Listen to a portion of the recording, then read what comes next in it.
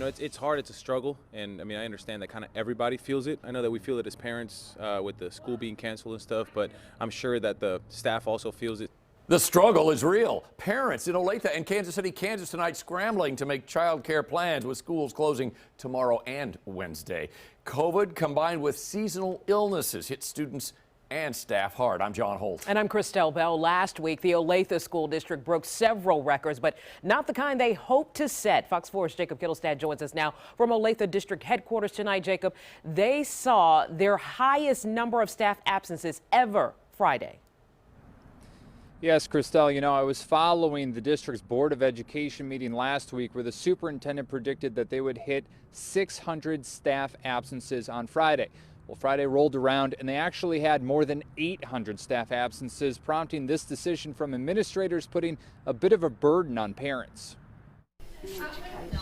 From the perspective of an Olathe first grader, Jayla Leita says that she's had subs. Otherwise, school's been going smooth. Reading any new books or new lessons? What's going on? Word sounds.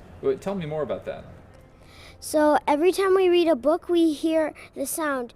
And if it says the sound, then we say the word that it is. So like, boom. Onomatopoeia. Her dad describes another example. Buzz, as in the buzz of a text notification from the district Sunday saying that school would be canceled Tuesday and Wednesday. I always sit and think, I'm like, man, the struggle must be tough to deal with situations like this, because there are parents and a lot of people who are not in the same situation that can be as fortunate to have that flexibility with them. That it really impacts our families, especially our families with young children who have to figure something else out in terms of care for their kids. Superintendent Dr. Brent Yeager also says last week there was a 30% positivity rate among the COVID tests administered by the district. Our hope is with this 3-day weekend with Martin Luther King weekend that by putting additional 2 days on, that will help us get ahead of it. We won't be in this situation again. But as you said, not a decision that any of us take lightly. I mean, I think it comes to no surprise, and we always know that this risk can run, especially in the times that we're living in. But I mean, I still imagine it can still be tough. Leaning on whoever we can lean on, and that's why it's really important to always make yourself available to our neighbors or friends, because everybody, we have to really come together in times like this to really try to get through it, man.